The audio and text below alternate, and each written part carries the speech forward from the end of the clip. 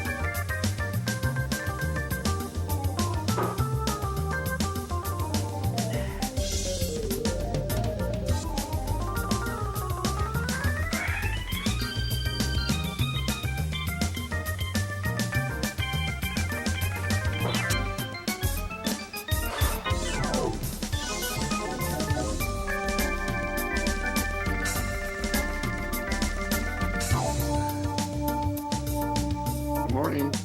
Hey, Michael, how are you? Good. Yep. Okay. Hopefully we'll have good video and sound this morning. Sounds great so far. We got no clip yet, but that's okay.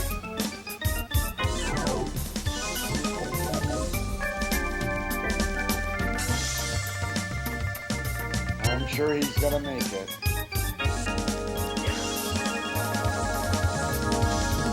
So I've got to leave a little before 7 this morning. I've got to go someplace, so I won't be able to stay for the whole podcast. So, are you up in New York, or where are you? Yep, I'm up in New York. I'm up at a friend of mine's house. So. Good. I can tell by the ceiling appearance. Yeah, it's a little different.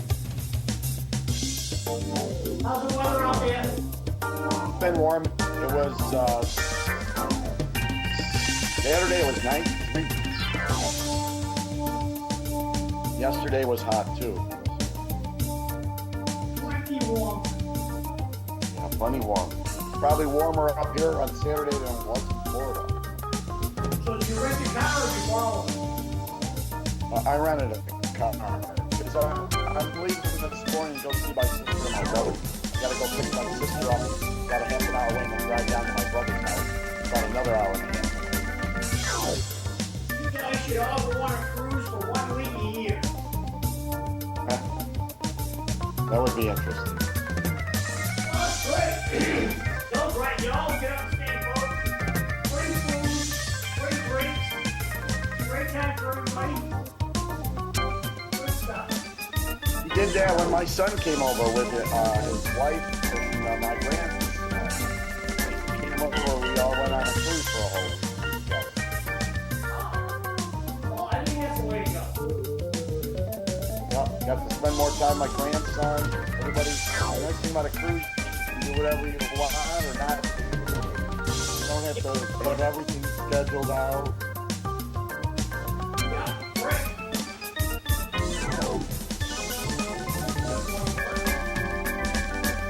Brushing over with his chair.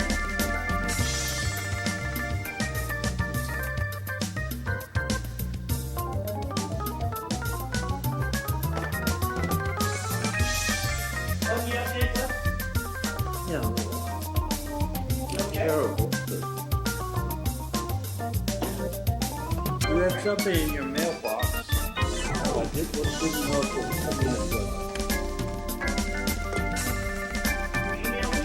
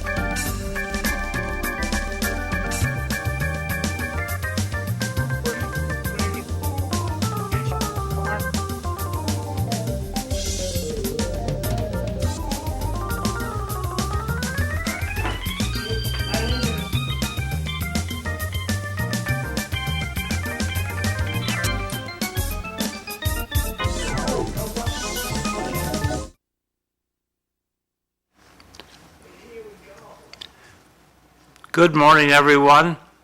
Welcome to the Dawn Patrol. I'm Cliff Krieger, your host. En route is Eileen Delrossi, one of my co-hosts. Mike Smith is here from Florida. Mike, how are you? Maybe Mike is not here from Florida. He was. And Just chit-chat. we're looking for Fru Nkimbeng to zoom in a minute. So, the U.S. national debt last night at dinner time was 37 trillion, 37.099 trillion. It just keeps going up. It is a little muggy out there, somewhat cool, but it's not unpleasant, not bad. Today in 1789, was the storming of the Bastille prison in Paris. The event escalated the widespread discontent into becoming the French Revolution. And Bastille Day is still celebrated in France. And the only prisoner was the Marquis de Sade. Should we have released the Marquis de Sade? I don't know. Also, that makes this Eileen's birthday. In 1790, the inaugural Fête de la Fédération was held to celebrate the unity of the French people and the national reconciliation. So Bastille Day jumped right on up there. Also in 1798, the Alien and Sedition Act became the law of the United States, making it a federal crime to write, publish, or utter false or malicious statements about the United States government. Sort of a curtailment of our First Amendment right. Not good. 1874, the Chicago fire burned down 47 acres of the city, destroying 812 buildings, killing 20 people, and resulting in the fire insurance industry demanding municipal reforms. We blame all this on Mrs. O'Leary's cow. So,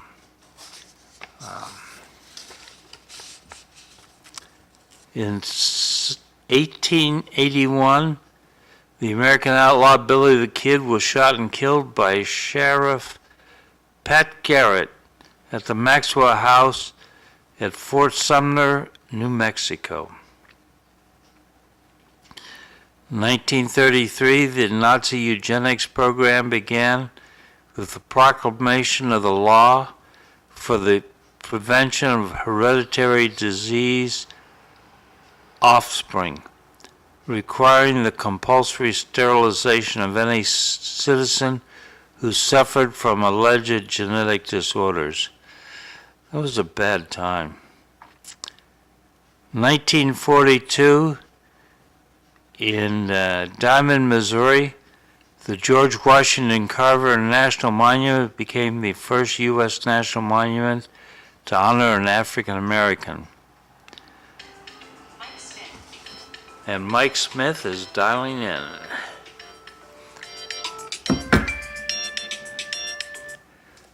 Mike. Hey, Cliff, I had a call because it kept dropping out the sound. Okay. All right. I've got you on the mic. Okay. I think, yeah. Okay. Okay. On this day in 2016, a man plowed a truck into a Bastille Day celebration in Nice, France, killing 86 people and injuring another 434 before he was shot by police. Today in 1922 is the birthday of Robin Olds, American fighter pilot who passed away in 2007. In 1928, William Rees Moggs was born, British journalist, public servant. He passed away in 2012. In 1974, Carl Spaatz died, World War II general, commander of the Strategic Air Forces in Europe. He was born back in 1891. So as we say, it's Bastille Day in France, and in Lowell, it's Eileen Delrossi's birthday. It's the internet. No, I was busy dropping $700 at Apple. Today is International Non-Binary Peoples Day. What is that? Non-binary people? It means they're not male or female. John has his vacant look in his... What a stupid They day. won't declare one way or the other. They're just saying that they don't believe in the whether they're male or female. So that's where you get the thems and all that from. Okay. Moving right along. And in South Korea, it's North Korean Defectors Day. So there you are. Any Antichrist stuff, or I hate Jesus, I hate Moses, I hate Muhammad? Any of that going on today? No. Huh. Surprised you couldn't dig up something like that. Well, I wasn't looking for it. Dig Per up se. the princess now. That's Oh. the point. We'll have to take a break when she Good morning, leaves. birthday girl. Oh, it is my birthday, isn't it? Happy birthday. Happy birthday. And you're doing it. And you get a donut for my birthday. And Mike wished you a happy birthday, Oh, too. thank you, Mike. I was driving here and I was like, why are people posting on my timeline? And I was like, oh, it is my birthday.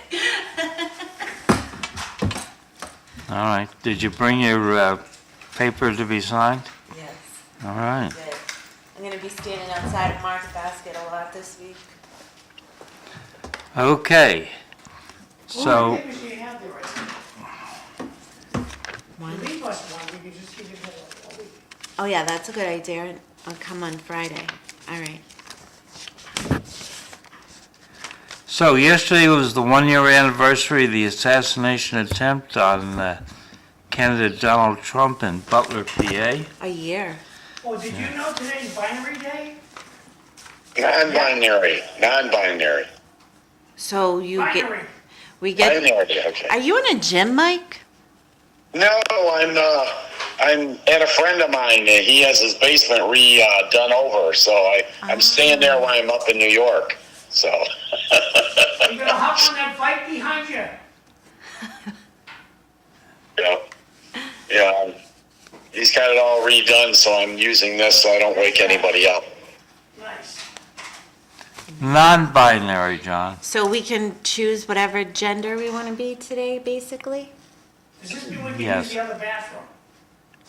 Oh, of course. Should we all go downtown? Well, to no, the Massachusetts, you unisex can- bathroom today and use it? A lot of people in Massachusetts think they can use the other bathroom anyway.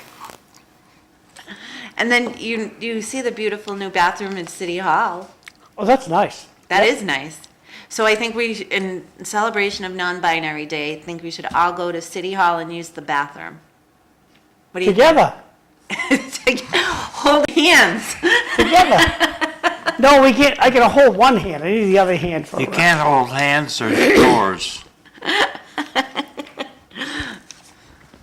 So, Donald J. Trump was not the only future president almost killed in Butler. George Washington, when he was 21, was shot at by the French side for the French and Indian Wars. In Butler, Pennsylvania. Yeah, They say history repeats itself. all right. I learned that by reading Selena Zito's book, Butler, about the assassination. We were talking about this Selena Zito last week too. What else did she do? Besides write that book, Yeah. she's written other books. And she's a reporter now for the New York Post. Oh. And I think she writes for the Free Press also. The Barry Wa- Associated Free. Barry Weiss's publication after she left the New York Times. All right. Selena Zito is a political observer, not of the New York Times, Washington Post tradition. She's the one that coined the phrase that Trump supporters ignore what he says, but pay attention to what he does, which I think is a good characterization. Ignore what he says, but pay attention to what he does. Yeah, Who's the he? Trump. Oh, we're getting Donald Trump. a bad audio noise here. This is totally unrelated, but I just heard on my way in here on the radio that Elon Musk spending $35 million a day is like the average person spending $25 a day. Yep, Crazy, huh? it is. We're getting a weird noise. The No, it's not, it's just like an air noise. It's tolerable. Well, maybe it'll go away. Selena Zito makes, I think in this book, made the point that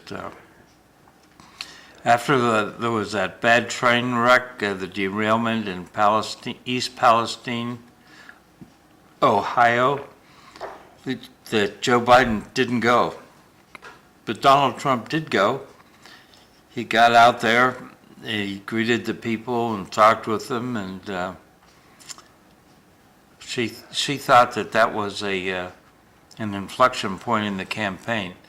Before that, he was losing to Ron DeSantis, and after that, he jumped ahead and captured the nomination. So do you? So Eileen, how was your party?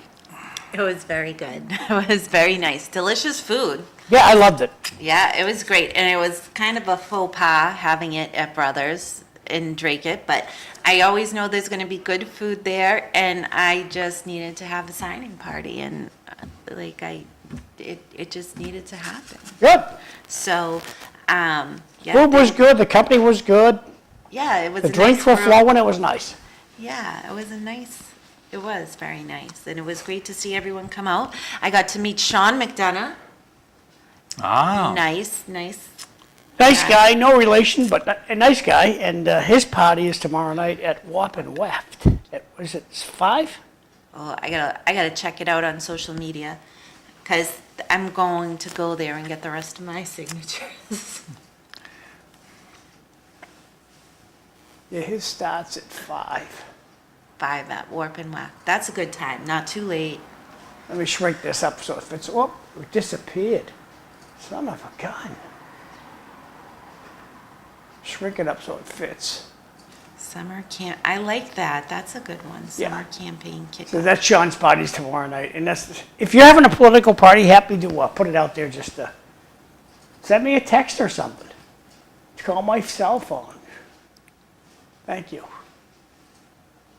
Oh, hey, hot news. Prince Harry, King Charles, are having a secret kiss and makeup meeting Oh, I'm happy to hear that. in London. But don't tell anybody. This is top secret. How's Meghan Markle feel about it? She did not come into the conversation. I don't think that's going to last,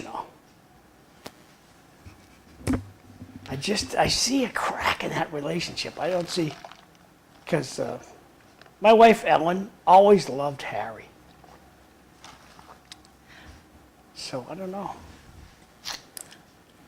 She indicates to me Harry's changed since he met whatever her name. What's her name? Meghan Markle. Meghan Markle. Yeah.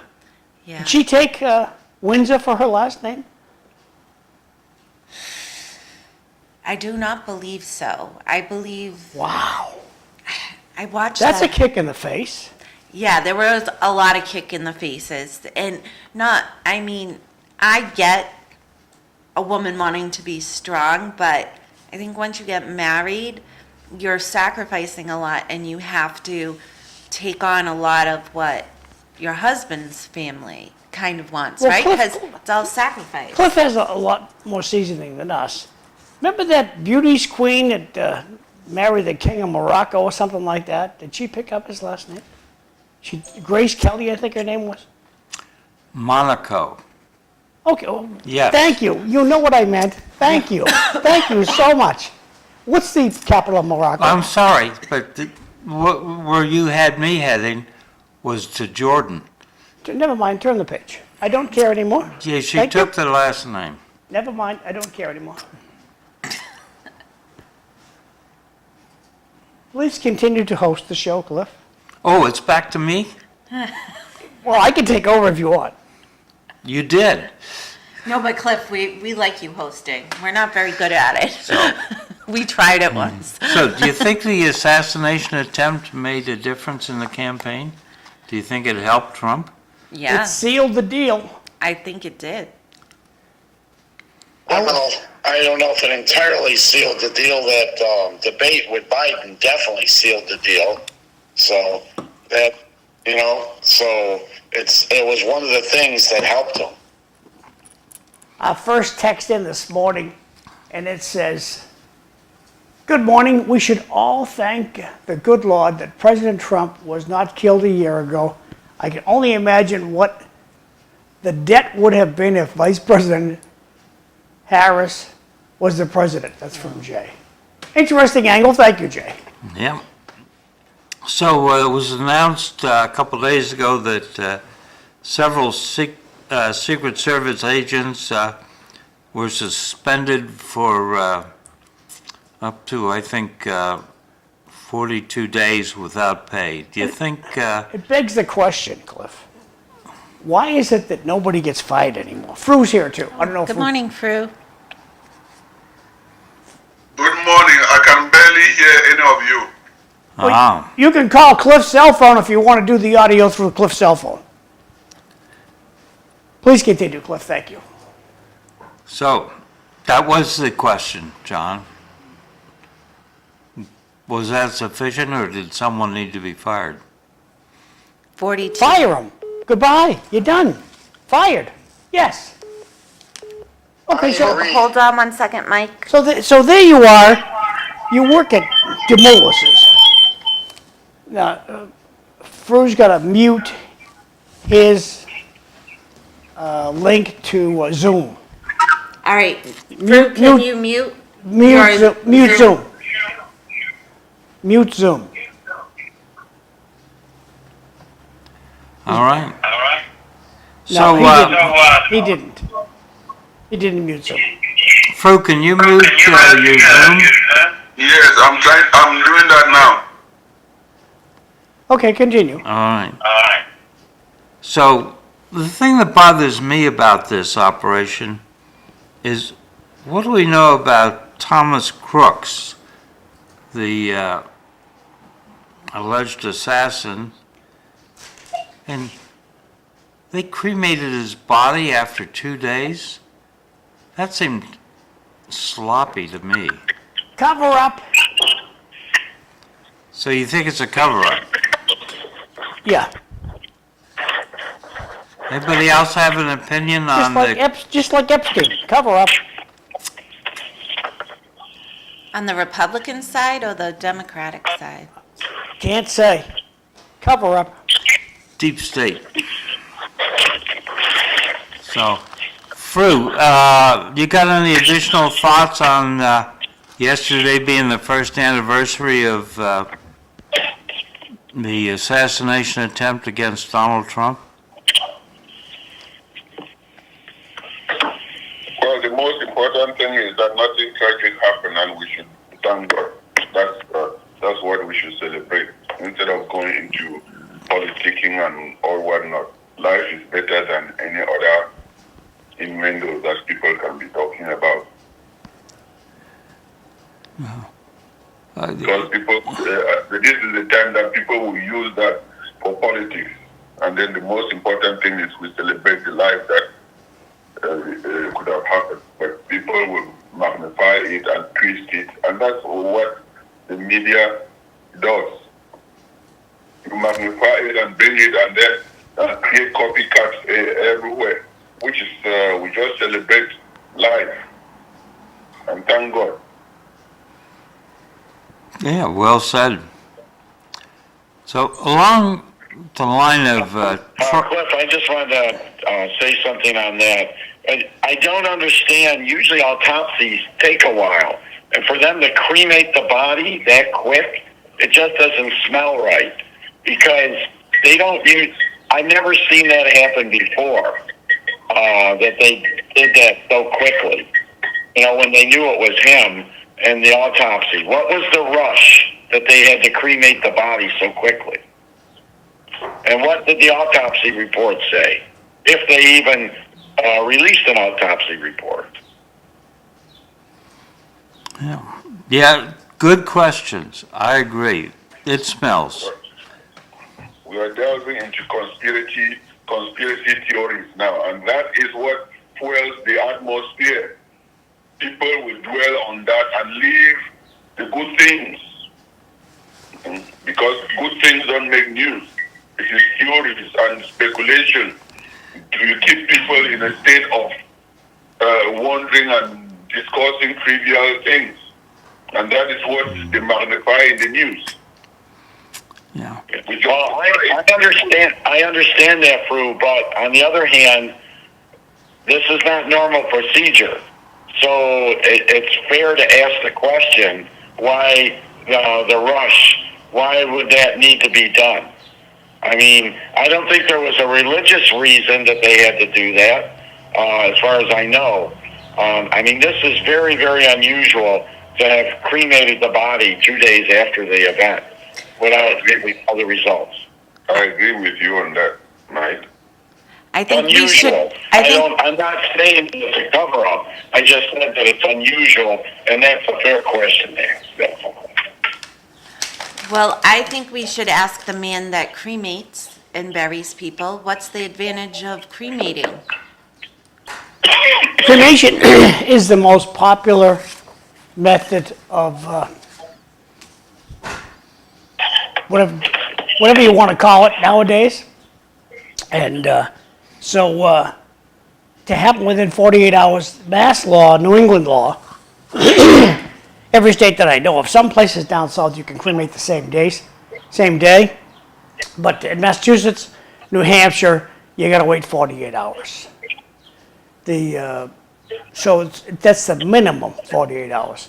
In a case like this, where it's usually a week turnaround. So if you tell me that, my grandfather got shot and he's dead, he's down at the medical examiner's office, and I want you, when can we have the funeral? I'll say probably like a week from now.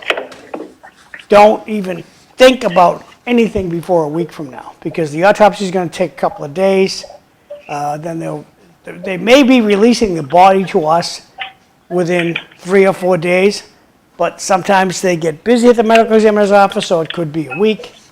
So it usually doesn't go that fast, and they don't give priority release to anybody but political people. And I'll give you a good example. Had this kiddo that got killed in a car accident in suburbia. And one of my friends, one of my relatives called me. She said, look, they won't give the undertaker the body. And I said, well, it's all political. I says, do you know any politicians? And at the time, they knew Nikki Saunders. I said, yeah. Call Nikki Saunders, have Nikki Saunders call a medical examiner, and bingo. That'll open all the doors. And sure enough, she called me back a half an hour later. She said, John, that's all it took. One call from the congresswoman's office. They released the body immediately. So there's a lot of politics in every medical examiner's office, not just Massachusetts, every medical examiner's office. If you know a politician and you're having trouble getting the remains of one of your loved ones out of the hospital, out of the medical examiner's office, and you think it's unreasonable, call your highest elected official. If you know the governor, call her. Yeah, it's interesting. The medical examiner, Dr. La Posada, they had in the Karen Reed case, like, she was very, like, by the book, but when she was slammed, she said it was very political, like, for certain reasons. But you could tell, like, she was not a political person. But when things go, yeah, it's interesting how it all kind of connects. True. So, along the lines of Biden, Trump, I saw New York Magazine, which I don't subscribe to, that had an article by Ed Kilgore saying America would be better off if Trump had won in 2020. Now, their comment was Joe Biden's 2020 win was a Pyrrhic victory for Democrats, and the 4-year gap just made Trump's second term more horrific. Excuse me. I wouldn't have used the word more horrific, but yeah, that 4-year gap made Trump a stronger president. So even those on the progressive side are beginning to see this. Well, he came in at lightning speed, and he's still going at lightning speed. All the stuff that he's done in the last 6 months, crazy how much he's got done. I think the national debt's even down. Anything new on the Karen Reed show? Karen Reed. So a lot of comments from the attorneys have been made. Over time, Alan Jackson actually sent a letter to the Boston Police Department Commissioner, Michael Cox, who came out with a statement last week saying that he didn't know that Kelly Dever was even part of the Karen Reed case, but he asked that she be Somebody's placed. got way too much noise happening. Wherever they're sitting, you got way too much noise coming over your microphone, so if you're moving around a lot of stuff, and it's either Mike or Fru, you need to mute your microphone, please.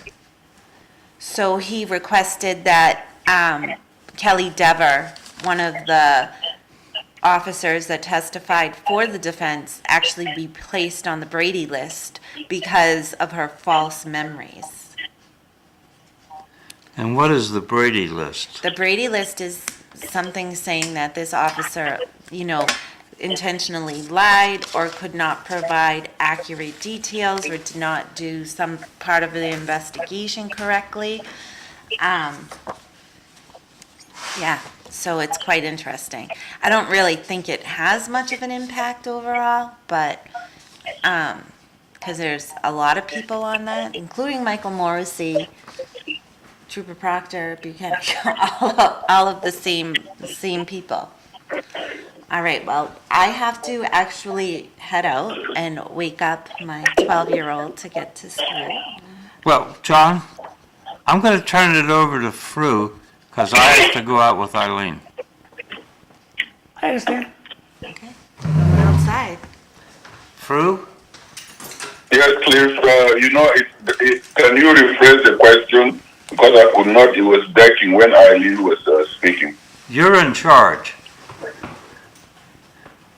Fru, you're in charge. Oh my goodness, that's a good promotion. Yeah. I'll be back in 3 minutes. All right. I just want to bring this to the discussion table. I just read this morning there is a high fast railway being built across the 3 countries in Africa. Are you waving at me, John? No, I was waving bye to Eileen. Okay.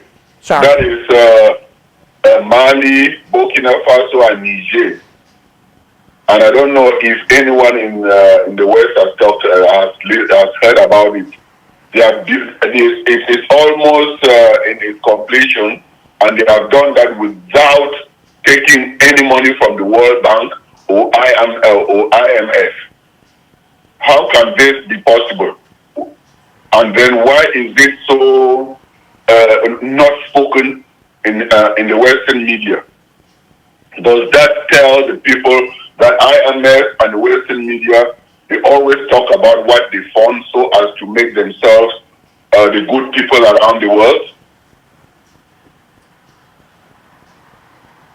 So, Fru, I couldn't quite hear what exactly did they do again? That they didn't need any financial help?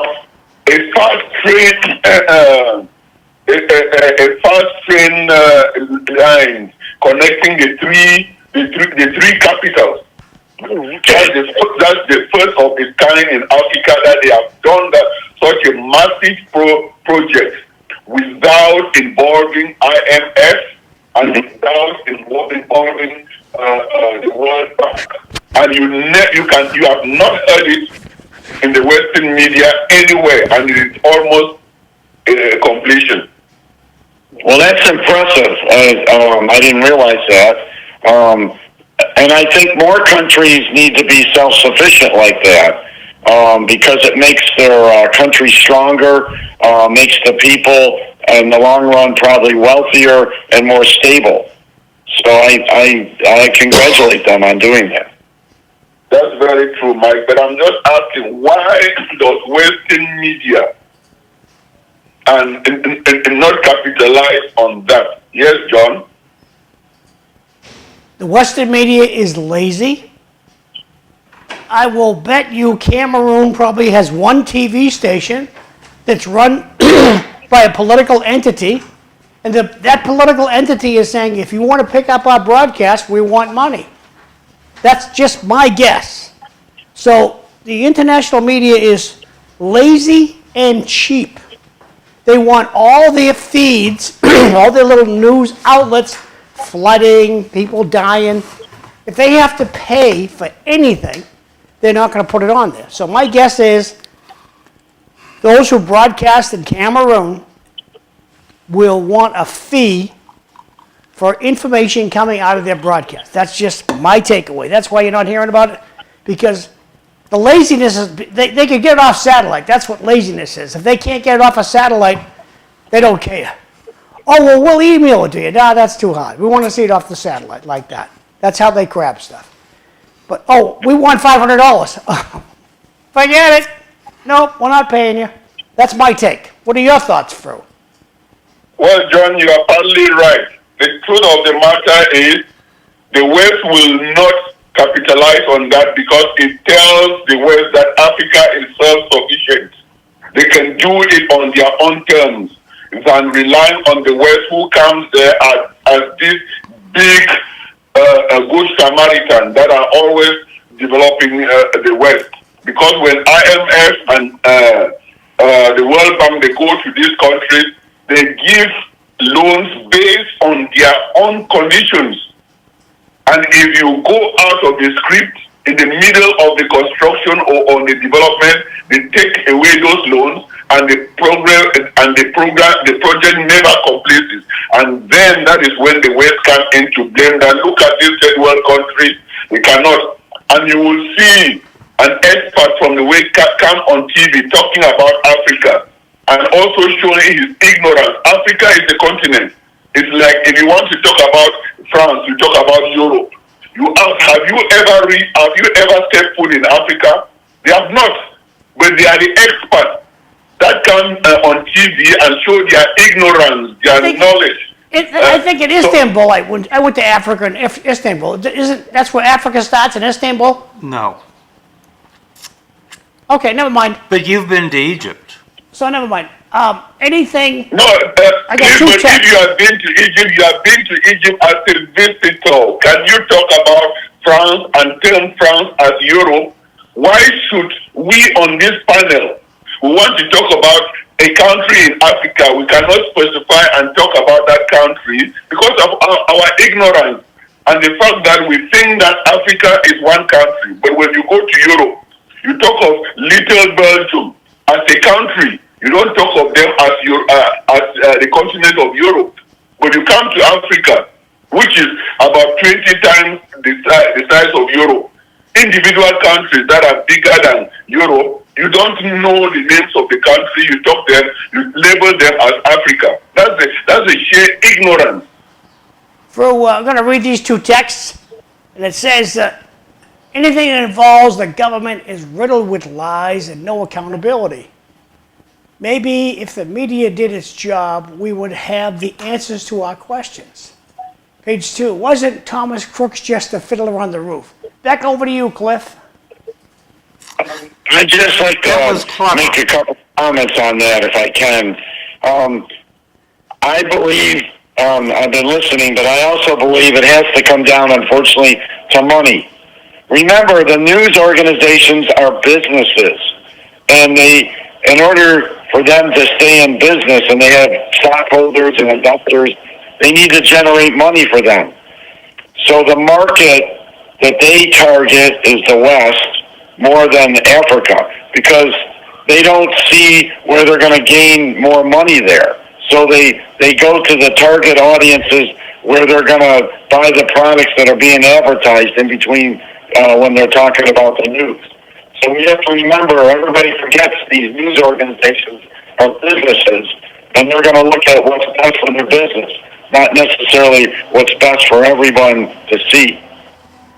Then why would they focus on Africa when there is only tragedy?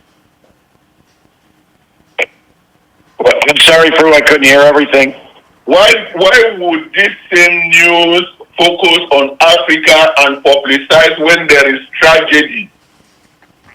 When there is when something goes bad? That is the irony. Yeah, I understand what you're saying. I mean, bad news is always good for business. That's true. I mean, right? I mean, fortunately, people, they generate more viewers when it's bad news instead of good news.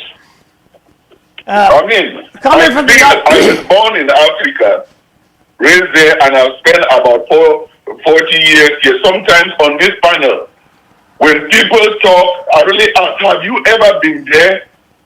Or you just listen to the news and come here and become like an expert talking about Africa? Do you really know what you are telling the world about your own knowledge? Yeah, I'm no expert on Africa, I can tell you that. Okay, let me put this out there. This text, the media in Cameroon is just as corrupt as all the other media around the world.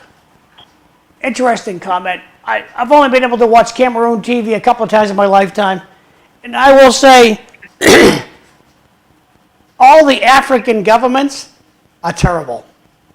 All of them. Every stinking one of the African governments is terrible, and they push their people down.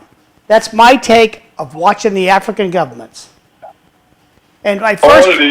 All the governments of the world are terrible. It depends on whose lens you are looking through.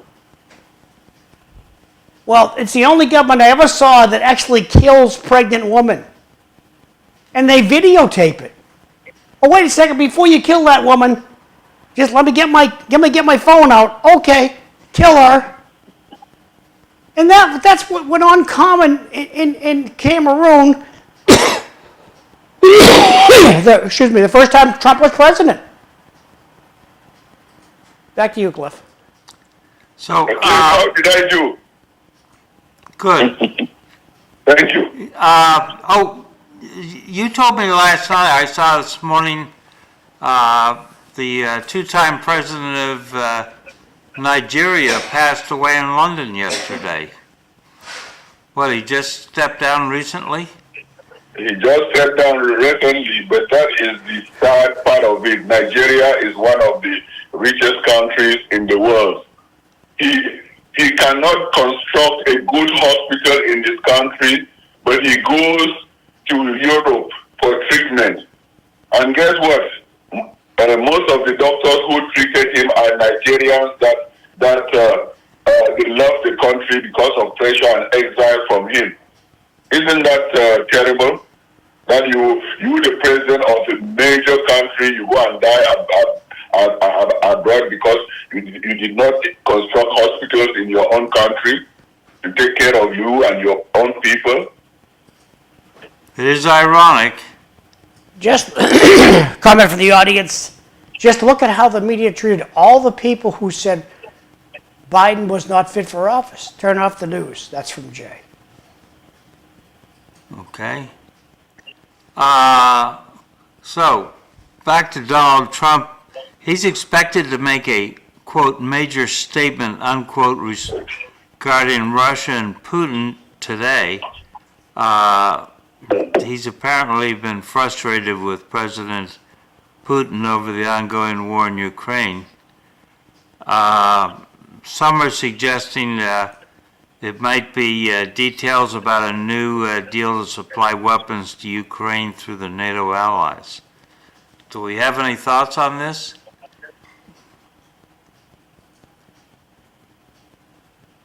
Well, I mean, if Putin keeps doing what he's doing, unfortunately, if we want Ukraine to survive, we're going to have to help them out, unfortunately. yeah. Fru, you got a thought? Did you think that the West were going to end the war in Ukraine? It's going to push right up to the Second World War.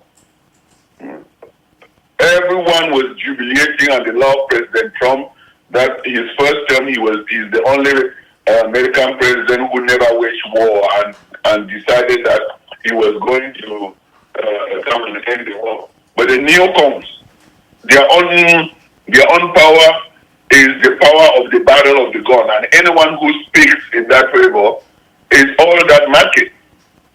Because war is a big business for defense industries. You cannot sit here and say that you want the war to end. This very people, when Biden was there, were they not still condemning? Why do we speak on both sides of our mouth? Yeah. Well, we'll have to see how this... It's what the president said during campaign. He will end this thing. Then when he's in office, if you listen to the other side, Putin, the Russians have come out and they are frustrated because we make statements, we don't hold on them, and no one trusts our own side anymore. Fru, but we will defend it. Fru, there's not a soul out there that believes Putin. When I listen to the media, TV stations in Western Europe, I mean France, Germany, Portugal, England, nobody trusts, when Putin's speaking, he's lying. They don't trust Putin at all. I don't understand why anybody trusts Putin. He said he wasn't going to invade Ukraine. Oh no, they're just practicing. They practice. And then he went and he clobbered him. The guy is a liar. You can't trust him. Right now, Trump, at least he's being like super polite about the thing. Well, I don't like what he's doing. He's lying to you, Donald. He's lying right to your face. Call him out on it. Everything, all these phone calls are recorded. They write texts about it, make a big deal out of it. I don't understand it. Back over to Cliff. John, let me ask you a question. What is the population of the world? I'd have to ask And Google. what, if in terms of population, it is only the global north, that's Europe and NATO and the US. And then you think of all other, name me any other country besides France, Germany that you have mentioned. Because, I mean, that's the Western... I don't, respectfully, Fru, I don't understand Cameroonian. I don't understand the language. I only listen to news broadcasts where they speak in English. If Japan had a news broadcast I could find that was in English, I would watch that. But I don't. If they're talking in Japanese, I don't think either one of us can understand that. I only listen to news broadcasts that I can understand. That's why I don't listen.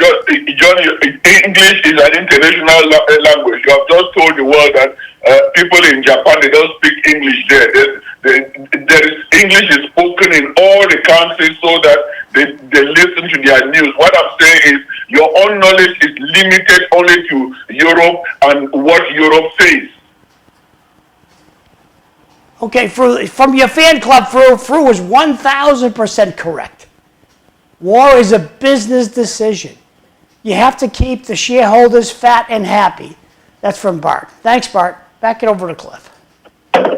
So, talking about Russia and China, someone read, and I copied what they said, that if the Kremlin junta had any ability to internal self-assessment, they would realize it isn't the West using Ukraine to destroy Russia, it's China using Russia to keep the West at bay, like Iran with Hezbollah. China has no problem with using up Russia entirely for its own security purposes. And that was a different spin on things. That says this all is about China more than it's about Russia. I'm not sure that I buy that, but I took that away in my mind for consideration. You guys got any thoughts? Well, it's to the advantage of China to keep the West occupied, but I don't think financially or anything like that China's helping Russia. Russia's getting more help than North Korea. Of course, China helps North Korea. So indirectly, maybe China is helping. But Putin, in Russia, they want to have the Soviet Union back. They want these lands back that broke up from when it was the Soviet Union. So, and as long as Putin's in charge and he can do what he's doing, he's going to keep doing it. I don't think he has any plans for peace unless somehow Trump is going to give him something that he really wants, and that's part of Ukraine. And it doesn't look like Ukraine is going to want to give up anything. In fact, they want back some of the land that was invaded in 2014. So I don't see this ending for a long time. One news outlet says that the Russians captured the mine that Ukraine promised America. Fru, looking at your picture there, you got a new painting on the wall or something on the wall over your right-hand side on the bottom there. It looks like two people talking. Can you explain that picture? That's new. This is an African family with a child. Okay. Can you go back to that picture, John? Oh, sorry, I didn't think, I thought I had him up there. Put that up there again, Fru. Sorry, I had the wrong frame up. Put that up there again. It's up. What? Never mind, we're good. Thank you for putting the picture up, Fru.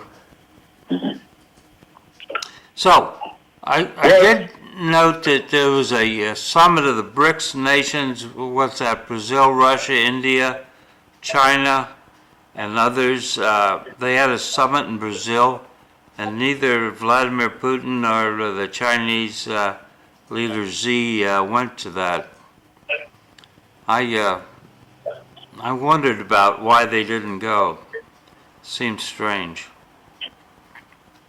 Well, I wanted just to piggyback to what you mentioned about Russia and China today. You know, the whole world now is divided into two. The global south, that's involving BRICS and the other ones, China, Iran, Saudi Arabia, Indonesia, South Africa, Russia, and all these big, that's almost 9/10 of the world population. The global north is scared because that's where their raw material comes. They are doing everything to break that alliance, which is because of their arrogance that has brought this group together. Because everything is sanctions. If you don't do anything according to their own dictates, they impose sanctions on you, and sanctions have driven these people together. And most of them are saying now, I was listening to a discussion, they are saying now that what the global West and America are doing, if they finish with Russia, they will go to China, they will go to these other countries. And these other nations are not stupid. So You better prevent rain from afar before it comes raining on you. I did notice where some country owed a big international debt, which normally would have been exchanged in dollars, but they went with the Chinese renminbi to pay off the debt. That was kind of interesting to me. We need to be paying attention to that. Closer to homes, anybody got a thought on the big, beautiful bill? Well, I think that we're going to have to see what happens on it because there's so many different things in it. I mean, I haven't been able to read through all of it, so there's so many pages. But I look more at what's going on that affects me, and that's the Social Security. They're not being truthful about no taxes on Social Security. I will tell you that. They did not make it. It's not taxable. They just increased the deduction to help offset any money you're making. So, I mean, and that expires in 2028. It's not permanent. So, it would have been better if they changed the indexing on the amount of money you're allowed to earn without being taxed by Social Security. But I don't see that happening. And there are limits on overtime and tips on how much you can earn before you have to start paying taxes again.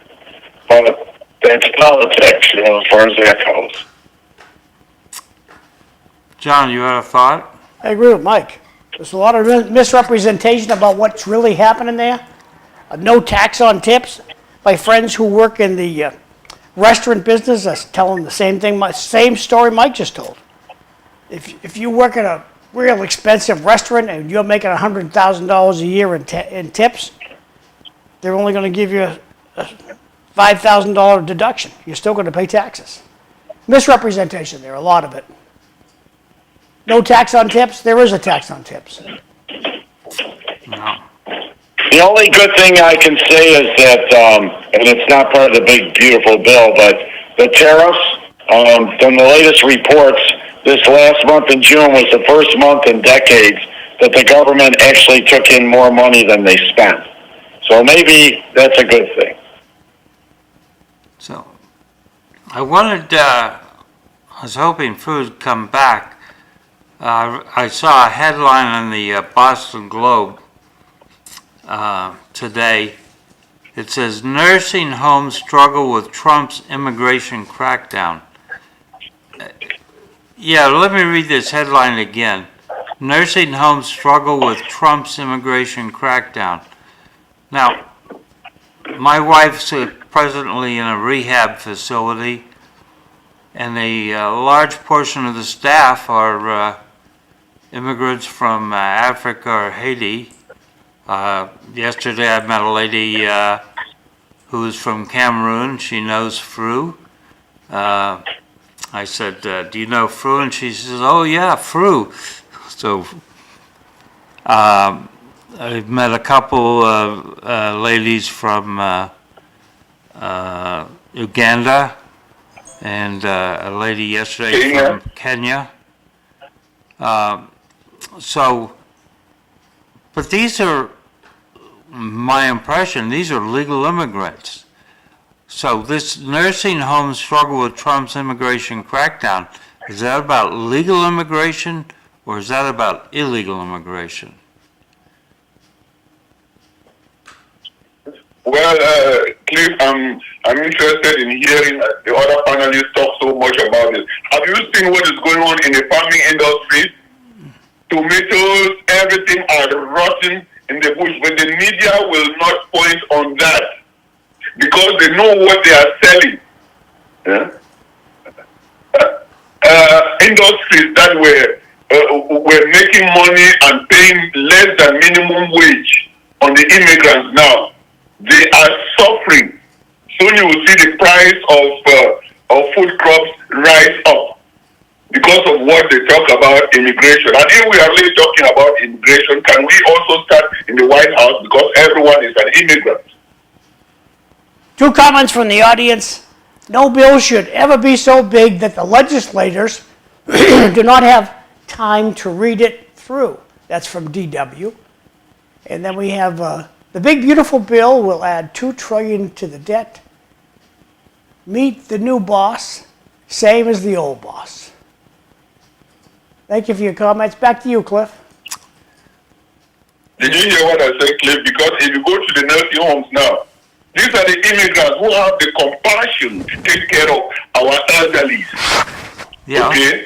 And then you see the ISIS, these very people who are arresting these people, who are taking care of their senior citizens in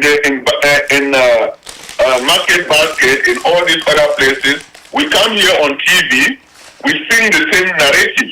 But if you look very closely, our relatives in the nursing home, in the hospital, in the farms or whatever, it is the immigrants that are sustaining that economy.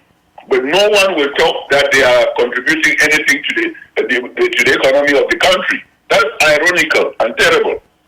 But Fru, in understanding this, is there a difference between legal immigrants and illegal immigrants? Are legal immigrants being exploited or just illegal immigrants? Well, Cliff, that's what I'm saying, that if we are talking about legal immigrants that have overstayed their visas or what, let us start in the White House. Let us not be that when you are rich, they don't talk about that. And then they bring the poor people just as they do with crimes. If you do petty crimes, the media spotlights on you. And those who are doing multi-billion-dollar crime, no, they cover it up. Is that right? No, that's not right. Comment from the audience. Yeah, I have to laugh now. Everyone is concerned about the national debt. No, almost everybody, Jay. I don't care about the national debt. This must be the comedy part of the program. Jay, I couldn't care less about the national debt. The national debt is backed up in faith. That's what everybody was. Oh, it's not backed up by gold. It's backed by the faith in our paper money in a country that does not believe in God. So that's why the whole thing's laughable about money. Every place I've ever visited in my life, they prefer American dollars over their own, except for merry old England. Jay, please ignore the producer. I thought it was a great comment. And I think that it's something that people need to ask themselves. Do they think that the debt increase would be any different under Kamala Harris? If it was, Cliff, what's the debt based on? Faith in a piece of paper. Is it not? That and paying the interest, which is now up around the size of the defense. Again, with money that's backed up with faith. Yeah, full faith and credit. Just keep printing the money. I've been telling you that. Well, Germany did that. Look at it. Germany lost the freaking war. That's why it didn't work. If Germany had won, things would have been different with their currency, wouldn't it?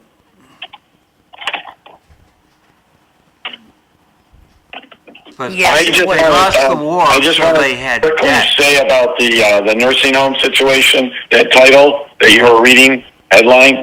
I think it's more about the nursing homes are concerned about there's going to be a cut in profits, because if there's less legal immigrants working for them that come in at low wages, then they're going to have to pay more money to people, more fair wages to people, because they won't have all the people coming in for low wages. So I think it's more materialistic and profit-driven than it is about illegal immigrants. I don't think they're employing illegal immigrants, so to speak. I think it's more that they're worried about losing their profits. For almost out of time, you're going to stay after 7 or are you going to skedaddle? All right, John, I have to put food on the table. I have to head out. All right, then. We'll give you the last word. City Life Show is fair and balanced. You're the best. We'll be back, guys. All right. Have a good week. Okay, Cliff. Cliff and John, I'm going to be going now too. I have to leave, but next Monday, okay? Okay. Thanks, Mike. Thanks, Bruce.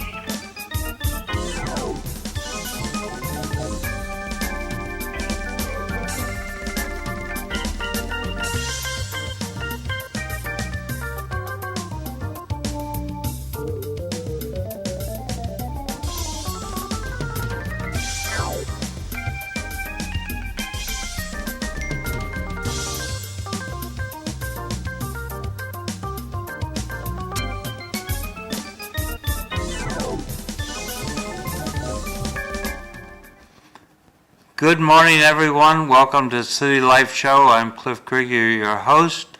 Our producer is John McDonough. The normal participants, Eileen Delrossi, Fru Nkimbeng, Mike Smith, have all bailed to go to work. So it's just down to John and myself. So have you been following this thing about the Deputy Director of the FBI, Dan Bongino? Rumors he's thinking of resigning over the Epstein list. This big cover-up. Yes, I have. And there's a big cover-up about the Epstein list.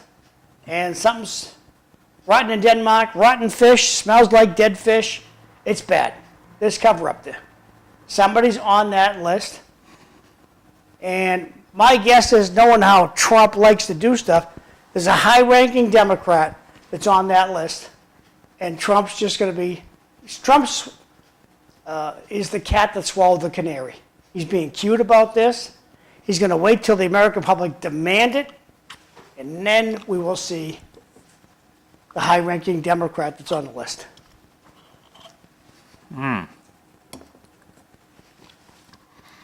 That's a new spin, but it makes a lot of sense.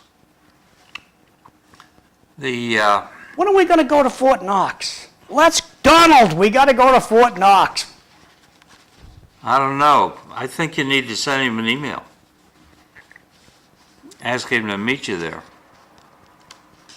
I'll just go with the video, Camp. Go with the video. Okay. But bring Cheeto 4, 5, 7, 11. Let them all go.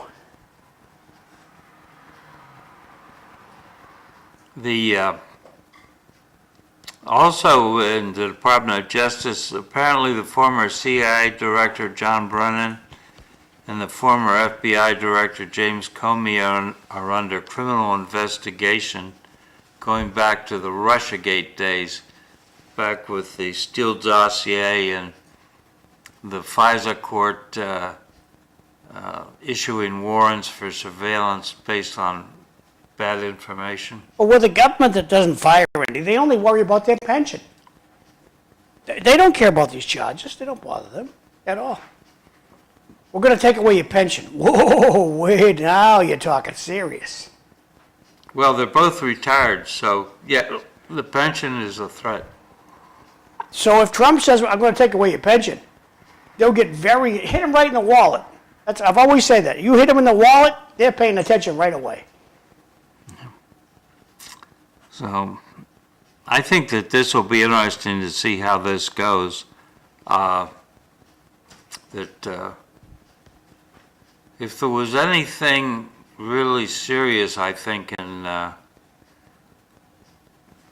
this, they would have gotten, in Russiagate, they would have gotten Trump with it, but they never did. Well, would you remind the audience what you mean by Russiagate? That was the idea that Trump colluded with Vladimir Putin to win the election in 2016. And there was a dossier put together by a British spy. A dossier is a lot like a white paper, right? Yes. It's a collection of white papers. And that was called the Steele file. So let me look up that word dossier. I was going to peruse through the sub, but I will look up dossier. That's a cloudy word. D-A-U. How would you spell dossier? D-O-S-S-I-E-R. All right, dossier. You're asking the wrong person. It looks like it's perfume or something. 130 years ago, it would have been called the Borderola. It's a perfume in France. Dossier mean. There we go. A dossier is a collection of documents or papers that contain detailed information about a particular person, event, or a subject or event.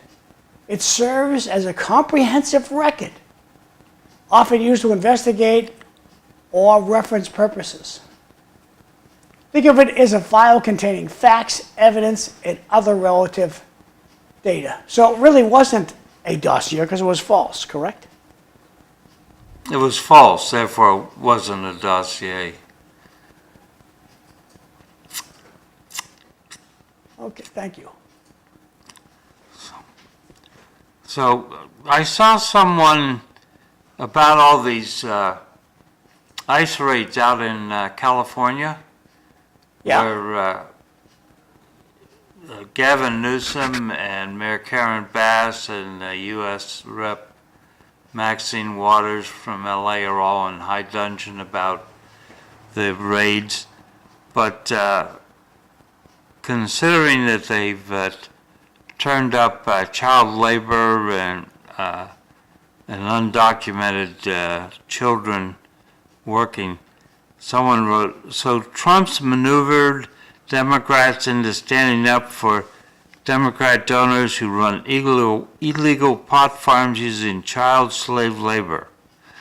And then they say, how does he keep doing this? So I don't think it's that he does it. I think they do it to themselves. But shouldn't the Democrats be upset about this child labor? Well, the big problem here is they can pull me over today. ICE can pull me over today, pull me out of my car, they put me in their car, and all of a sudden my kids will say, they'll call their mother, hey, Ma, Dad didn't come to the funeral. Where is he? Dad didn't come to work. So, oh, he left here. They'll call my cell phone. It's the way that this is happening is terrible. The United States government has got to do a better job at the way they're doing this stuff because they're pulling people just like you, Cliff, out of your car. They don't call Martha. They don't call John. They don't call anybody in your family. They just toss you in their car and drive you away. And by the time your family finds out where you're at, you're in Tennessee. You have zero rights. And the government should step up. The ICE people should go to the media, channel 4, 5, 7, 11, and say, look, when we apprehend you, we're looking for illegal aliens. So if you look like an illegal alien like McDonough does, you're going to have some proof of citizenship on you. Otherwise, you're going to Tennessee. Do you think there's any facts to what I just talked about, Cliff? Why are we doing such a lousy job at this? I think that there are probably individual cases like that, but I don't think that's the major method of operation. The odds of you Irish American being... How about if I have a brogue? I just got here off the boat. Well, then, the fact is you should be deported because you're an illegal immigrant. Illegal immigrants 15 years ago in New England were Irish people that had overstayed their visas. They were the major problem. Cliff, I know what the problem is. They just don't allow these people that they apprehend to communicate with their families. Why the hell did they have to take my cell phone off me? Why can't I call my wife from the back of their sedan? Honey, you got to call Phil Diamond up, tell him to dust off his shoes. I got a case for him. This is something that we should. Why do we? Well, because that's what we do. We handcuff you. I understand. I should be giving my cell phone back. You should get one free call. I should get my cell phone back. I'm innocent until proven guilty. Did judge, jury, and execute did send me back to Ireland just like that. We sent him back to Ireland, Mrs. McDonough. I'd be getting off the plane, and where the hell do I go? I don't know a soul in Ireland. How many cases do you know where a U.S. citizen has been deported? How many can you refute didn't happen? I say... ICE could do a much better job at communicating with the public by just getting on CNN or whatever news outlet they want to and say, listen, this is what we're doing. And have it uniform, nationwide. You run from ICE, we're going to catch you. You throw rocks at our vans, you're going to jail just for throwing a rock at the van. He didn't do nothing. He just threw a rock at the van. I saw a video. You throw a rock at my car, I want you arrested. But apparently some Democrats in Congress are introducing a bill saying that ICE agents cannot wear masks and need to be wearing easily identified No, Cliff, they should not wear masks. But what they should do is, if you publish, I'm an ICE agent. You publish my address, my bank account number, whoever publishes that is immediately arrested and subject to $1 million fine. $1 million fine. You go ahead, put my address out on the internet. You're going to get $1 million fine and you're getting arrested. Good luck to you getting out of jail. Other than that, the ICE agents should not be wearing masks. I have plenty of relatives, male and female, that are work in law enforcement. That's a generic code they want me to. They work in law enforcement. Be it federal, be it state, be it local. And they're all proud of what they're doing. Why they're wearing these face masks is puzzling to me. It's just, that's what we do at work. We wear face masks. They shouldn't be wearing masks. But they are concerned about the doxing. Alrighty. The doxing goes away with $1 million fine. I'm happy with that. That should be... hit them in the wallet. Come right along with it.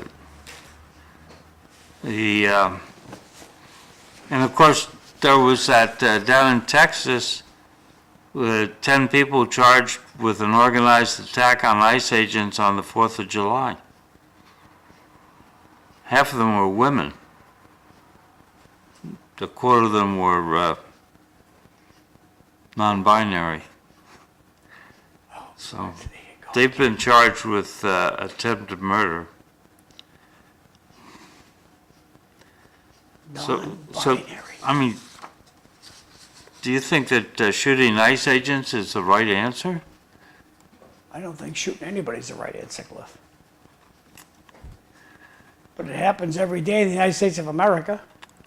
All these kids are running around with guns because it's cool to have a gun.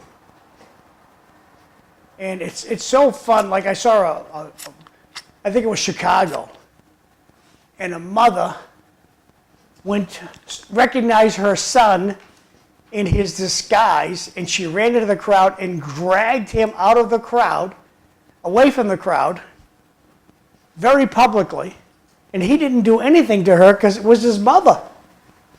And I thought that was fantastic. She pulled him right out of the crowd. He had his mask on, and she was just ripping angry at this kid, what he was doing. Coming from the audience.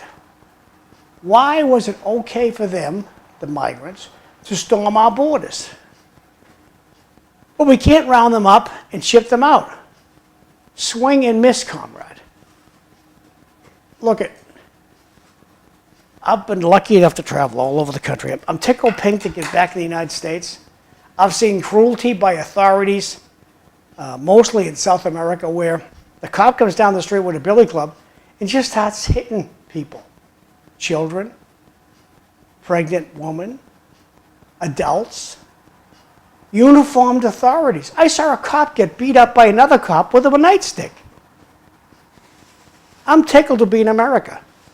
And if somebody tells me, and Jay, put this into your head, okay? If you hear today at Cliff's grocery store, today at Cliff's, all the food is free from 12 to 1.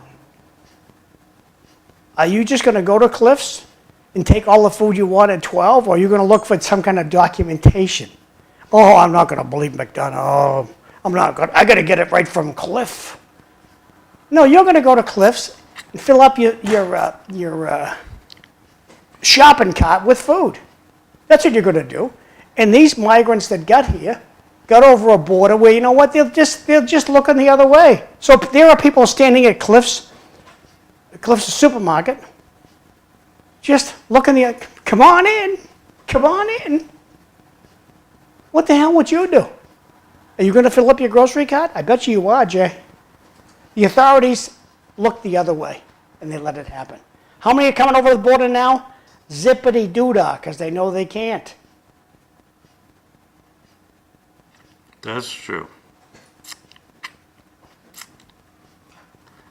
So, the Superman movie came out Friday. I didn't see it. You didn't see it, did you, John? I wanted to, but couldn't get in. But they said, wait till it comes out on pay-per-view. I may watch it next Sunday because I want to understand what it is. There's some controversy about it. They just got rid of the term the American way. And I can see what it's.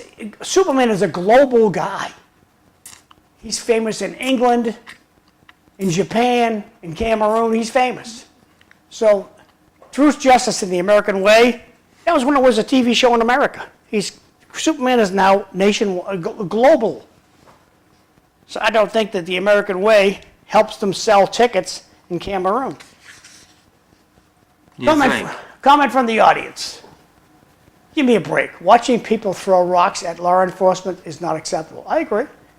How about all the demonstrators who are wearing masks? Well, it's America. You have a right to. But if we're paying you, you wear the uniform you're told to wear.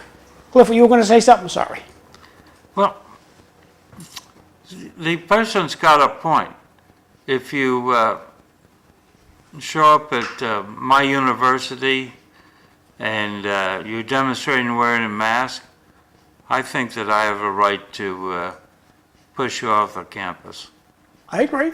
Tell your security to do that. Anybody wearing a mask is not allowed on campus.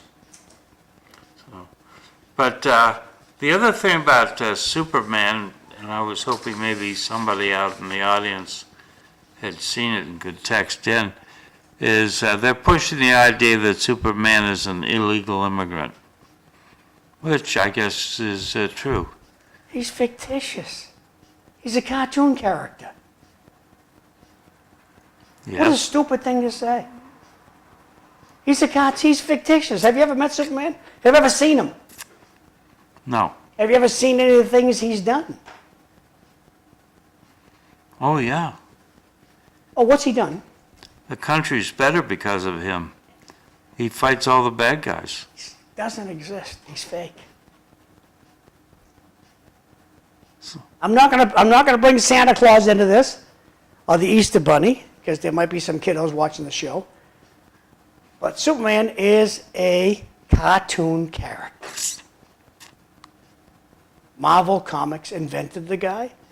It sells. They make a lot of money off this idea. James Bond, another good guy. They're going to have a new James Bond movie. The rumor is the guy's going to be black this time. The new James Bond's black. That's the rumor. But James Bond is fake. Or do you believe in James Bond, Cliff? I assume that he's modeled on people that the original author had worked with. Okay, so do you know anybody who can jump? When we watched James Bond in the past, to actually jump out of a plane and end up on water skis behind a speedboat at the same time? Jumped out of a plane, landed on water skis, being towed by a boat, and then he races the skis onto a beach, and he runs into a beautiful woman who starts hugging and kissing him. Yeah, it's that last part that's not believable. Where did all this happen? Now, Cliff, you're a retired aviator. How many people can jump out of a biplane and land on water skis? No parachute. Oh, I didn't see the clip. It must have been pretty low. It's fake. So is Truth Justice fake too? Truth, justice, and the whole thing's fake. Huh. It's a story. It's a bedtime story. Once upon a time. Okay. So I assume you're not going to watch it then? I'm going to watch it. I love it. I think it's great. I love James Bond movies. I enjoy them, but I know they're fake. Huh. It's like when I used to watch the show Combat. I love Combat. You can still get it on YouTube. The Americans always win. Sometimes they didn't. Good old Vic Morrow. So, a question perhaps for the audience is China viewing fentanyl really as which is killing a lot of Americans, as a long-term payback for how the West treated China during the Opium Wars? You remember that, John? The Opium Wars? I'm rejecting a post. What? Oh, okay. You can't. Sorry, the word police is watching right now, so we can't give them anything to kick us off the air for. Oh, okay. I got this comment. What time is Cliff giving away the free food today? Can I show up early? That's at Cliff's Supermarket. Yes, you can show up early. Okay. Thank you. So the first Opium War was 1839 to 1842, and the second Opium War was 1856 to 1860, and it was a century of humiliation for the Chinese that they're not very happy about.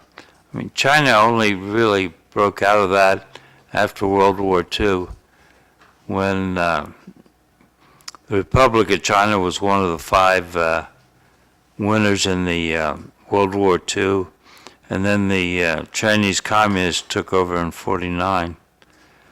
But what do you think? Is China feeding us fentanyl just as payback for the Opium Wars?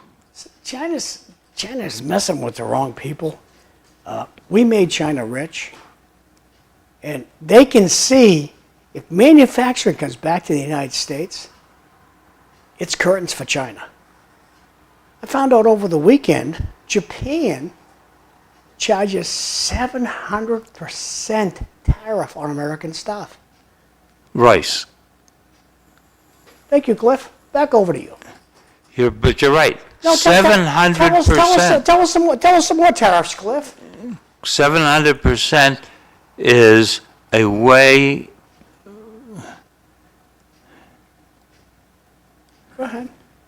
Go ahead, read it. Rocky is fake. Philly erected a statue of him. Thank you, DW. Yeah, but all those steps in the Philadelphia Art Museum, those are real. Those are a lot of steps. What was I talking about? Oh, tariffs. Yeah, it's obvious that the 700% tariff that the Japanese have on American rice is designed as protectionism, to protect the Japanese rice farmers, to make sure that they're never at risk. And I think that this is one of the things that Donald Trump is trying to get at.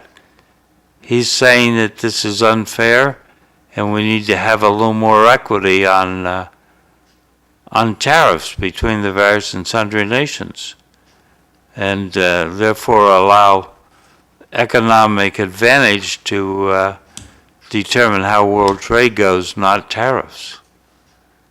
But protectionism is a bad thing. In fact, some claim that the Great Depression from 1929 on that was made worse because of protectionist activities on the part of the U.S. Congress, upping tariffs on things. So I understand why they have a 700% tariff. It's not good. So we were hoping to have John Curtis with us today, and unfortunately he had a car problem, and so he can't make it. As it is, you want to come next Monday, because Friday we're already booked. Well, that's good. We got, Regina's coming, and Major Dennis Galvin's coming. Okay. 2 law enforcement people. So, John, have you been following the New York City mayoral race? Yeah, I'm for the black guy. Como, sorry, and I don't want... you're for Eric Adams. Yeah, whatever his name is, yeah. The current guy. The current guy. So there are 4 candidates right now. The one getting into the press is New York State Rep Zoran Mamdani, Mamdani. He's an immigrant from Uganda, but his parents are from India. The other people that are running are Eric Adams, the incumbent, used to be a Democrat, now is an independent. Andrew Cuomo is running as an independent, used to be the governor of New York, resigned over allegedly being too friendly with the females on the staff. And there's a Republican, Curtis Sliwa. And But what do you know about Zoran Mamdani? He's a communist. I don't know that. I don't know the man. Handsome devil, well-spoken. But look at these three musketeers on the screen right now, if I can put it up there. This is Como, Mondani, and Adams. Is his name Adams? Adams. Okay. And right now, this guy, I don't like Como. I don't know this guy, but based on, I don't care for communism, giving out free stuff.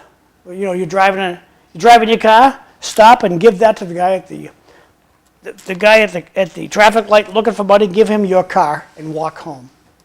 I'm not for that. And then this guy here, he's good enough for now. I'd rather keep this guy. Thoughts? Yeah, I think that pretty well summarizes it. Mamdani is talking about government-run grocery stores to lower prices. All we'd have to do is bring Market Basket in, and that'd make the board happy. He wants to build more public housing, but I don't see how that solves a lot of problems. One of the big issues in the United States is intergenerational wealth. Blacks have significantly less than Caucasians, and you build intergenerational wealth by buying a house and paying it off. And so I don't think he's got a solution there. He wants to expropriate industry. I don't know how that's going to work with the financial industry. Does he think that the government of New York City can take over the financial sector in New York? But he's putting himself out as a democratic socialist, which puts him out there with Ilhan Omar and Sandy Cortez. And who's that guy from Vermont? Bernie Sanders. So he's a supporter of Palestine, but he's a careful supporter. For instance, he's asked about the expression globalize the intifada, and he just does not engage with the press on that issue. Two comments from the audience. Gotta love Rocky reference. The little guy keeps fighting on. That's from Bart. Second one, it doesn't matter who's the mayor of New York. It'll still be a mismanaged state that's heading over the cliff. Sorry, Mr. Krieger. Play on words. That's from Jay. Okay. So,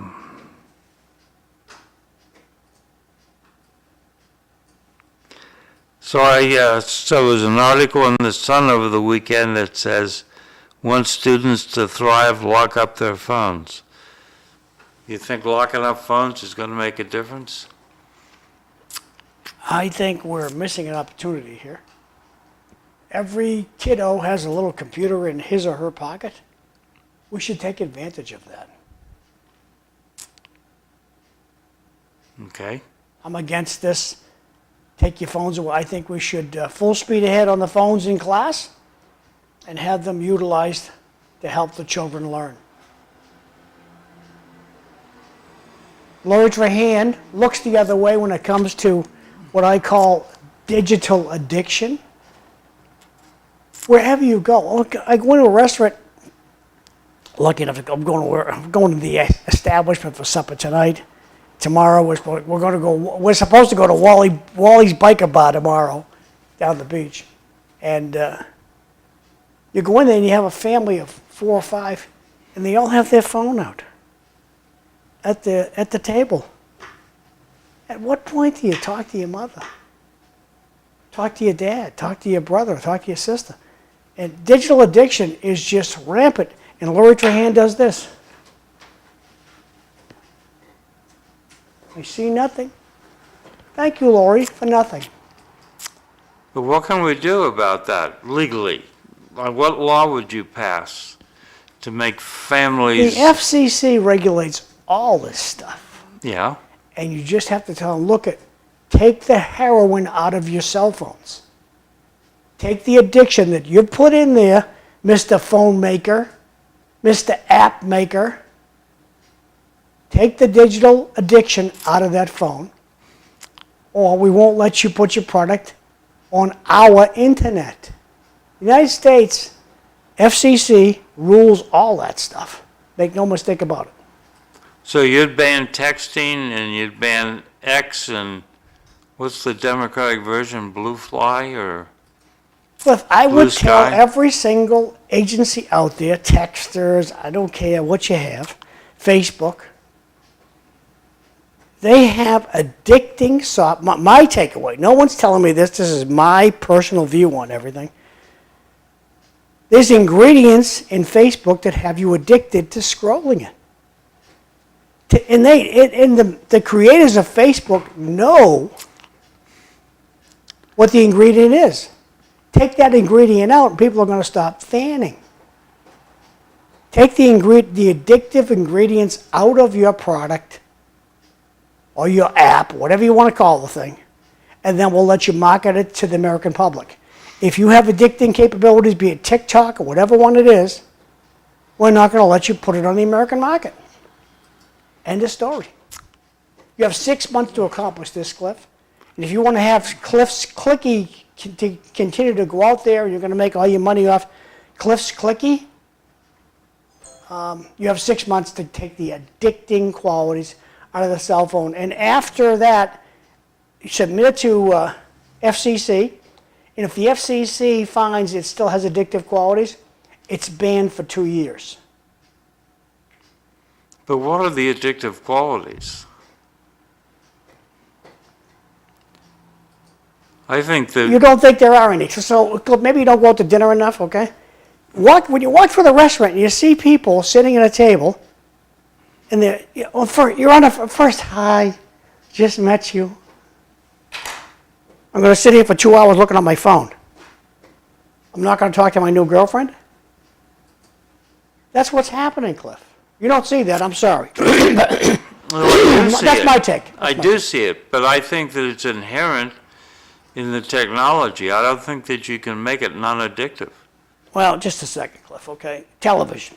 You've been around just as long as I have. Yeah. Television was addictive.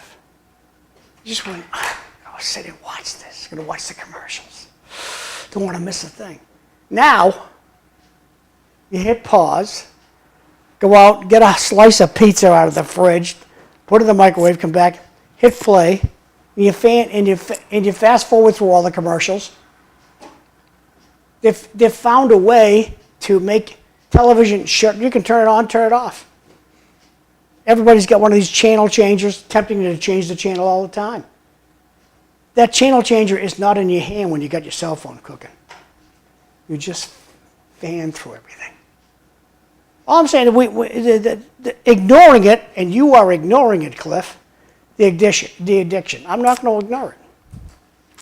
I'm not ignoring it, but I think that it's inherent in the technology. And television is no longer addictive the way it was because people have become bored with it and have found the remote control. The remote control. When you were a kid, you had to go get the clothespin to change the channel and walk across the room and change the channel. With remote control, that's gone.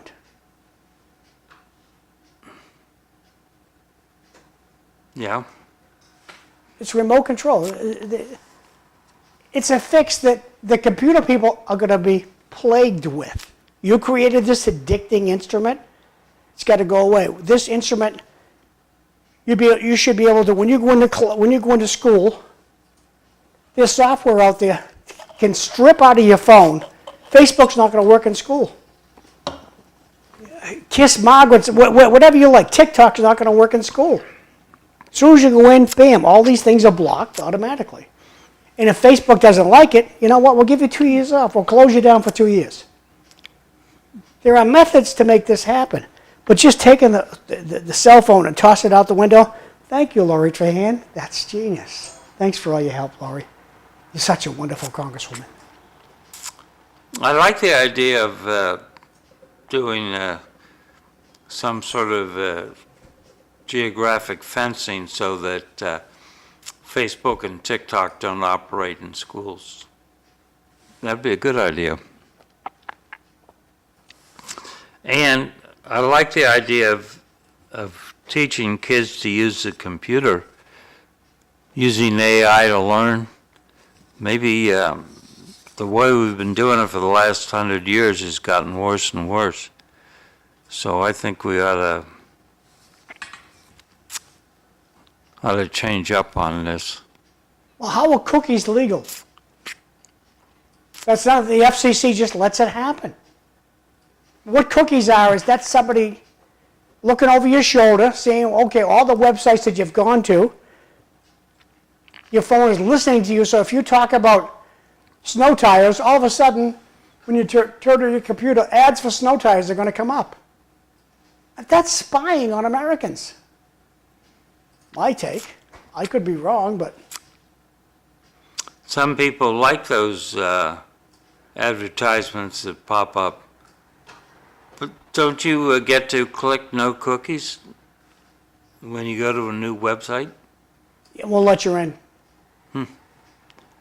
Ah. Some do, but I don't care about cookies. I don't care who knows what I'm looking at. I couldn't care less. Okay, the horse has left the barn. Phones are everywhere, and the profits are too big. That's from DW. Good point. I'll blow this guy up a little bit, hit plus a few times. The parents are just as bad as the kids with their cell phones. Agreed. The invention of the TV is the start of the destruction of the family structure. Interesting angle. Wait till they put the remote control on the phone. That's from DW. Thank you for your comments. Back to you, Cliff. Yeah. So anyway, there's a Massachusetts blogger who calls herself the New Neo. And a couple days ago, she asked, what is the left's goal in staging these LA riots? So, what is their goal? And what's our understanding of what went down? Is it to keep illegal immigrants in the country, to thwart the results of the election? Is that it? Is California saying that they don't have to abide by what the federal government says is Gavin Newsom, the new Jefferson Davis? So I think Gavin Newsom, if he became president, would be upset. The governor of California. The governor of California would become upset if he thought some state was ignoring the federal law. So, do you think the ICE arrest sparked the riots out there in California? I do not know, Cliff. Listening to California radio, namely KFI, out in Los Angeles every day. On most days I listen to that in the morning. And they're all still ticked off about the fire. Can you believe that? That's what the real war is happening out on at least California radio. They were all ticked off at the fire at Palisades. Facebook, where everyone's life is unicorns and daisies. Give me a break. As a semi-free society, we all have addictions or habits that should or could be controlled. But that would conflict with our perceived freedoms. Interesting angle. Thank you for your comments. Back to you, Bill. So, but about the fires, what are they upset about? That there were fires? They're upset that there was no water? or that they're going to lose their houses and they're going to build. Those are many of the ingredients in the puzzle I'm talking about. Yeah. Okay? But the one that doesn't get any press is insurance companies don't want to pay for it. Insurance companies are going bankrupt. Okay, so in California, the real estate is so much more expensive than here. $300,000 house here, no, we'll say here. A $700,000 house here is worth $2 million out there. So to replicate what I had, I'm telling Cliff's insurance company, Cliff, I bought replacement insurance. You're going to replace my house. I said, no, I'm not, because it was not a natural disaster. It was caused by somebody. Page 44 of your of your fire insurance policy says we don't have to pay, and we're not going to. What do? You can't fight an insurance company. Well, you could put the insurance company out of business. Then you'd have no insurance. Cliff, you insured your house is gone. Yeah. And your insurance company says, tough cookie, take a hike. Insurance, you're not going to reinsure what you don't have. True. What's insurance for? The government has to step in here and tell insurance companies, you will pay or your board is going to jail. You can't do that. Yes, you can. How much do you think that the people running insurance companies make? The board likely is getting millions of dollars a year, and they're not going to pay for your $2 million house? That you bought insurance for. You didn't like you put it in a slot machine in Las Vegas. You bought insurance. You bought fire insurance. And these companies don't want to pay. The government's got to make them pay, or put the people responsible for running the country in jail. Okay, but look down the road 5 years. Will anybody be able to buy insurance in California? Yep. How does that make economic sense? There's a price tag attached to it. So, The profits are not going to, the insurance company is going to have a failure to make a profit this year. And they don't like that. You know, Cliff, in order to pay all of our claims, we have to cut your salary in half. We're going to cut your salary by 3/4. Instead of making $1 million this year, Ralph, you're going to make $250,000. You're saying, I want that $1 million. You're not going to get it. You have to pay out. I want that $1 million. Oh, you're fired. The government has got to say to the California insurance companies, pay for Cliff's house, nowzo, or the board goes to jail. Your call. and you think people would be investing in the insurance business after that activity? Yeah. Because what next natural disaster is going to cause them to lose money? You have to pay for natural. There's a gal who goes on the show once in a while. I think she's coming this week. Her name is Vivian Merrill. Smart as a whip. Love to ask her about insurance. So when Vivian Merrill comes in, I'll just say, look, Cliff thinks all the insurance companies are going to go out of business in California. If you think fire insurance will not be available in California. And I'll be interested to see what her answer is. She's coming in Thursday with Evelyn. Okay. So, should ICE be allowed to arrest demonstrators trying to burn cars, throwing rocks and stuff like that? Yep. You don't think they should be able to arrest them?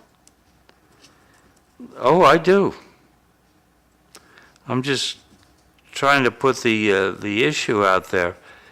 There was an ABC News affiliate in LA where the anchor described rioters as just a bunch of people having fun watching cars burn. That seems a little strange to me. Well, let's put your car up in the front line. We'll see how you feel about it when they burn your car down. The government is responsible for the lack of water provided to put out the fires. You get what you vote for out there in La La Land. That's cute. Thank you. What? The person's exactly right. And Who in government gets fired for anything? it's all those northerners. They just won't release the water to the Southland. Let's go down to Texas where all those little kids died. Is anybody going to get fired in the government because all those little kids died? They didn't send a text message. They didn't warn them, and and it's documented that they knew. Nobody's going to get fired. Give me my pension. People get fired. Okay. I don't believe you. Joe Biden and Kamala Harris got fired. No, they didn't. They didn't get elected.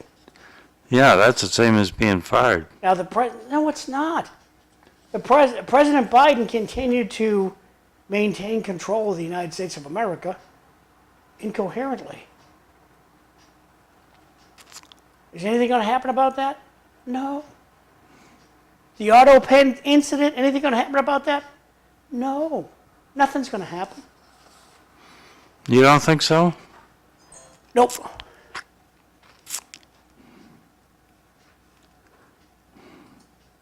What do you think's going to happen, Cliff, on the auto pen? I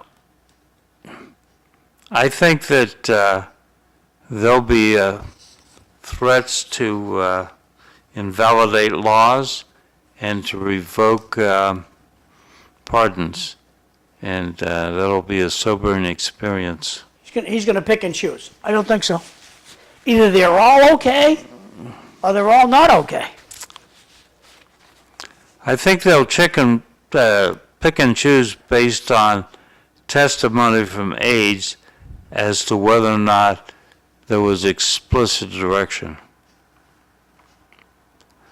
And if there was an explicit direction, then I think that the Congress could invalidate some of those, or maybe the courts. So what's the issue out in LA? I mean, they're carrying Mexican flags. The president of the Mexican Senate had a big map showing LA as part of Mexico. Do they want to make Los Angeles Mexican again? Well, if showing a flag other than the American flag, unless it's a celebration of Portugal Week or Spanish Week or Texas Week, you should not be able to display a flag other than the American flag in the United States of America. You've traveled all over the world. When you were in Japan, maybe you didn't go to Japan, but one of the foreign places that you've gone to, did you see an American flag any place other than on an American institution? No. Did you see anybody walking down the street holding an American flag? No. Yeah, that's commonplace here. We hold up the flag of our favorite country. Go back there. So you think it should be against the law? Yep, you need a permit to display the flag. Okay. So what's the real issue with the riots out in California? Is it illegal immigration, illegal immigrants being rounded up? Is it anti-Trumpism? Or is it just the Antifa revolution? On the protesters, Cliff, I really think we should be able to apprehend them and interview them. Are you being paid by a third party to be here? Because based on the interviews that I see on the internet, and I'm sure the audience sees the same things, say, what are you here for? Because I hate Trump. Why? So can you tell me why you hate Trump? I don't have to. Well, So you don't want to say anything more? No, I don't want to talk about it anymore. They have no idea why they're protesting anything. They're paid to be there. And they're being paid by us. A van shows up with professionally printed signs, and 8 people hop out of the van with their professionally printed signs, and the van they're riding in is registered in Virginia. Say, did you guys drive up from Virginia this morning? We don't have to talk to you.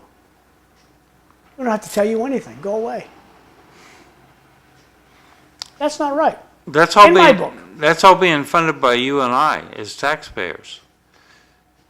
At least that's what the Data Republican says. She's been scouring the sites. Some of these NGOs are taxpayer funded. And the NGOs are funding the guys and gals that are going out and rioting. That's not good. No, it's not. So the high school's becoming more expensive. What do you think? Are we going to get... I think we forge ahead, and when everything's all done, we're going to sue the pants off this company. That's what I would do. In the meantime, how are we going to pay for it? Oh, we'll have no trouble doing that, Tommy. Tommy Golden will just send you a bigger bill. Here's your supplemental bill.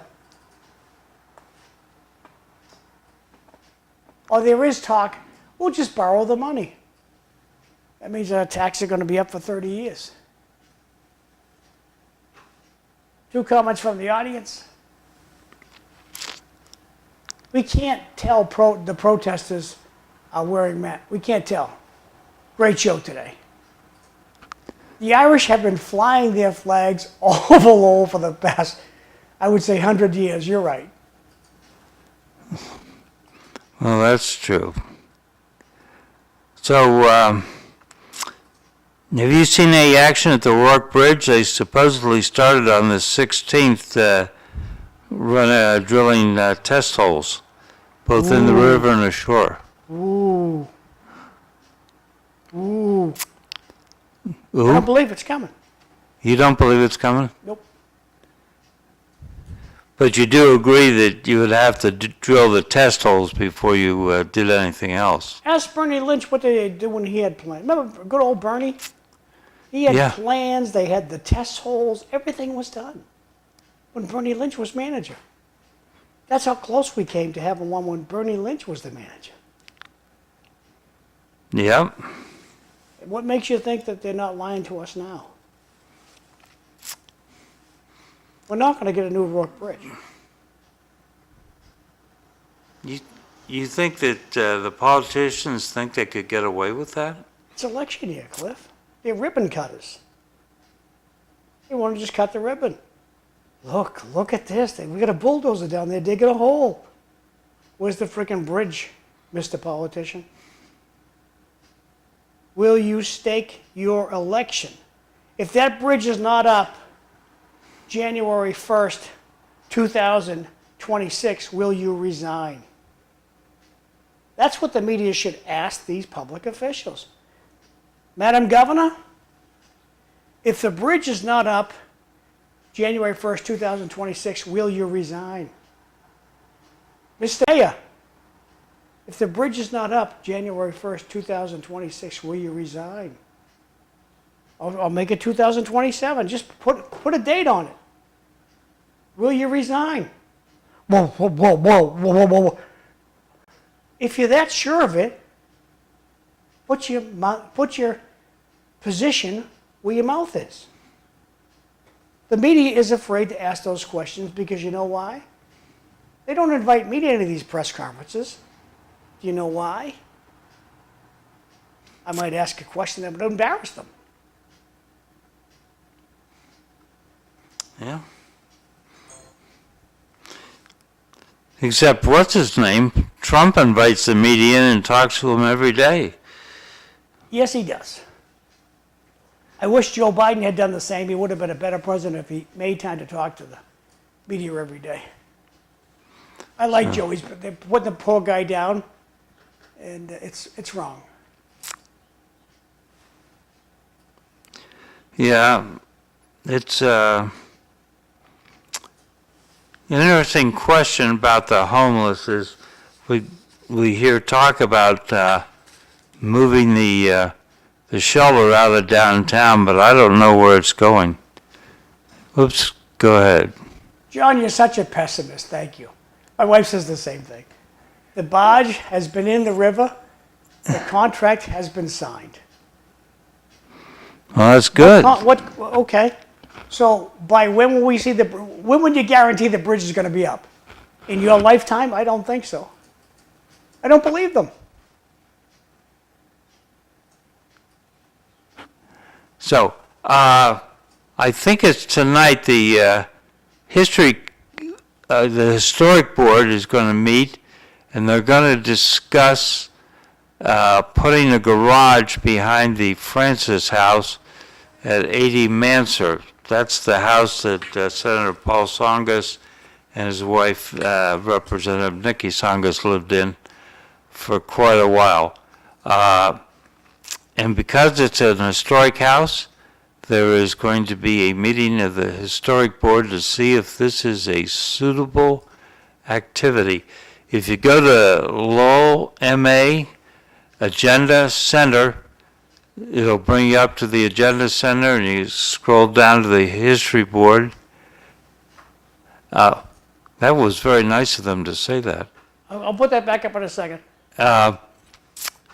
And you can bring up the agenda, and I'll tell you when it is and where it is. I think it's the mayor's reception room.